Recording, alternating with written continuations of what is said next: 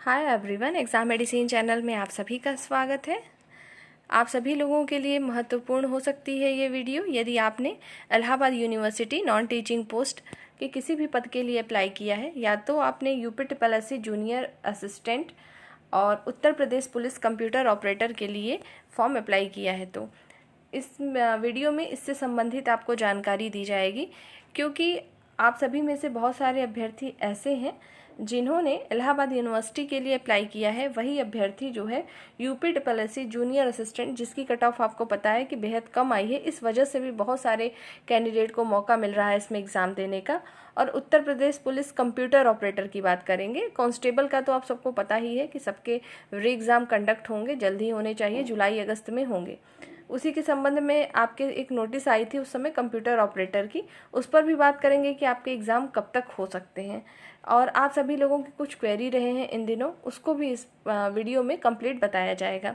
कुछ चीज़ें स्क्रीन पे लिखी हुई हैं, कुछ चीज़ें मेंशन करना संभव नहीं था। यदि आपको भी इसकी जानकारी चाहिए तो इस वीडियो को आप कंप्लीट दे सकते हैं। यदि आपको आवश्यकता नहीं है तो आप अपना समय अपने पढ़ाई में दें।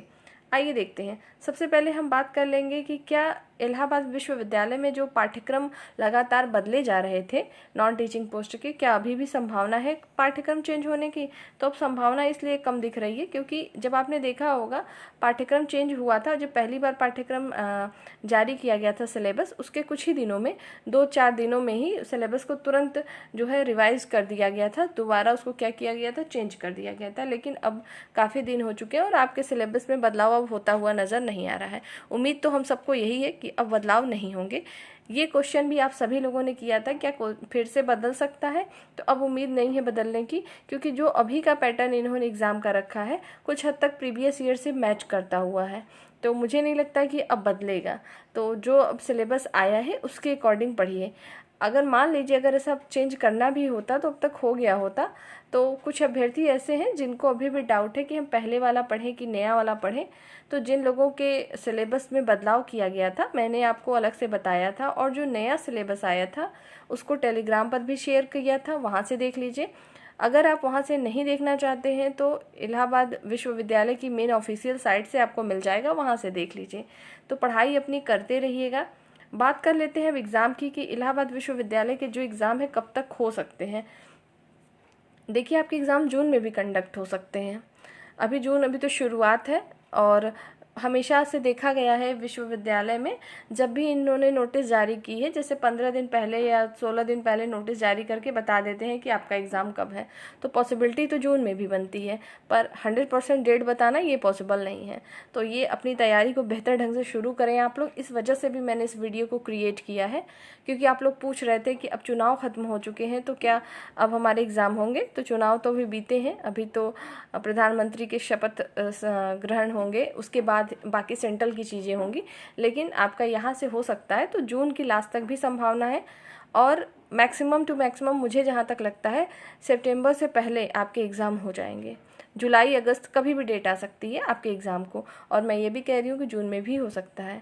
डेट फिक्स तो किसी को नहीं पता है, लेकिन जो आप देख रहे हैं कि अभी छुट्टियाँ चल रही, छुट्टियाँ का मतलब ये कि एग्ज़ाम हो चुके हैं, लेकिन जो प्रवेश एग्ज़ाम होते हैं, मतलब एंट्रेंस एग्ज़ाम होते हैं यूनिवर्सिटी के, अभी भी चल रहे हैं, किसी न किसी चीज़ के हो रहे हैं। अभी पीजी के कुछ फॉर्म भरे जा रहे हैं, तो वहाँ के कार्यालय ओपन है, खुले हुए हैं, और सब कुछ जो है जो आपके एग्ज़ाम कंडक्ट होने हैं, कब क्या करना है, एडमिनिस्ट्रेशन के थ्रू होता है। तो वो सारी चीज़ें तो हो सकती हैं। अब पिछली बार भी जब भी एग्ज़ाम इसका हुआ था तो भी ये इसी समय हुआ था, मई लास्ट जून में एग्ज़ाम हुए थे। तो पॉसिबिलिटी है कि हो सकता है, तो जून लास्ट या जुलाई तक में हो सकता है। तो आप अपनी तैयारी को शुरू करें अगर नहीं भी कर रहे हैं तो, और रिवीजन सबसे ज़्यादा मस्ट है। जहाँ से भी जो भी पढ़ रहे हो उसको रिवाइज करते रहें कई बार, ठीक है? और लास्ट टाइम में तो केवल रिवीजन ही आपको बचेगा। तो ये रही बात इलाहाबाद विश्वविद्यालय की ग्रुप बी और ग्रुप सी सभी पदों के लिए मैंने ये चीज़ बताई है। एक चीज़ और है,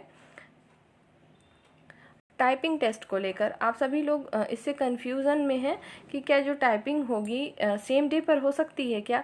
तो सेम डे पर नहीं होगी। सेम डे पर अगर होना होता तो जो आपका सिलेबस आया है उसमें लिखा होता, पर ऐसा नहीं है। आपका जो भी नेक्स्ट स्टेप यानी स्किल टेस्ट कहिए या तो टाइपिंग टेस्ट, ये सभी आपके रिटन एग्ज़ाम के बाद कंडक्ट होंगे जिस भी पोस्ट के लिए इनको चाहिए। और आपको पता है कि जैसे जूनियर ऑफिस असिस्टेंट के लिए अप्लाई किया है तो स्किल टेस्ट होगा, लेकिन रिटन एग्ज़ाम के बाद होगा, तो इस कन्फ्यूज़न में ना रहे। पेपर आपको जो मिलेगा हिंदी इंग्लिश दोनों में मिलेगा, इसलिए परेशानी वाली कोई बात नहीं है, ठीक है। ये चीज़ें आपको कन्फर्म हो गई होंगी।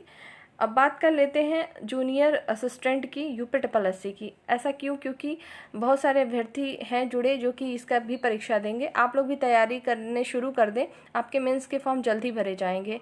आपको पता है कि जब इसके मेंस के फॉर्म आते हैं तो मैक्सिमम मान लीजिए 1 महीने 1.5 महीने में एग्ज़ाम होता है, तो इसका भी एग्ज़ाम आपको अगस्त के पहले देखने को मिल सकता है, ठीक है। तो आपके ये भी एग्ज़ाम है। और computer operator Uttar Pradesh police में जो आई थी लगभग 9,000 कुछ भर्ती है, मान लीजिए 1,000 की थी, तो इसमें भी बहुत सारे अभ्यर्थियों ने अप्लाई किया है। तो ये कुछ ऐसी वैकेंसीज है कि जो एक ही कैंडिडेट ने हर जगह अप्लाई किया हुआ है, मेरी जानकारी में भी है, तो इस वजह से मैंने सबकी सूचना एक साथ दे दी। इसलिए भी आप देखेंगे कि इन तीनों के सिलेबस कुछ हद तक मैच करते हैं, बस आपका लेवल थोड़ा सा अप डाउन हो सकता है। तो आप सबको अच्छे से पढ़ाई करते रहें जिसके जो सिलेबस दिए गए हैं। बाकी चैनल के माध्यम से किसी भी एग्ज़ाम से रिलेटेड कोई अपडेट आएगी तो बताया जाएगा। दूसरी बात यह है कि चैनल के द्वारा आपको जितना हो सकेगा वीडियो अवेलेबल कराया जाएगा, चाहे वो आपका जूनियर असिस्टेंट का हो या कंप्यूटर ऑपरेटर का हो। कंप्यूटर ऑपरेटर में जो है आपके कंप्यूटर के कुछ टॉपिक हैं जो कि शायद आप लोग को प्रॉब्लम आ रहे हैं, मैंने देखा था आप लोग के कमेंट को, कोशिश करेंगे कि उस पर आपको वीडियो अवेलेबल करा दी जाए। बाकी इलाहाबाद यूनिवर्सिटी के जो अभ्यर्थी हैं उनके लिए अलग से प्लेलिस्ट तो मैंने बनाई है, उसको पढ़ें, साथ साथ आप अपने हिसाब से भी पढ़ते रहें। और जीके जीएस तो सभी में आएगा तो उसको पढ़ें। तो ऐसे अभ्यर्थी जिनका तीनों जगह एग्ज़ाम हो सकता है, मतलब अगर इलाहाबाद यूनिवर्सिटी में है, यूपीएससी जूनियर असिस्टेंट का है, कंप्यूटर ऑपरेटर का है, तो आपके जो है एग्ज़ाम में ज़्यादा गैपिंग नहीं होने वाली है। तो जुलाई अगस्त सितंबर ये जो सब महीने हैं इसी में आपके सभी एग्ज़ाम होंगे। अगर आपने कांस्टेबल का डाला होगा फॉर्म तो वो भी होंगे। तो सभी लोग के लिए बेहतर टाइम है, इसलिए आप लोग अपनी तैयारी अब शुरू कर दें, क्योंकि चुनाव भी हो चुके हैं, सब कुछ हो चुका है। चुनाव के जिस तरीके से हालात यूपी में आए हैं, अब ऐसा उम्मीद कर सकते हैं कि यूपी में काफ़ी बेहतर होंगी चीज़ें।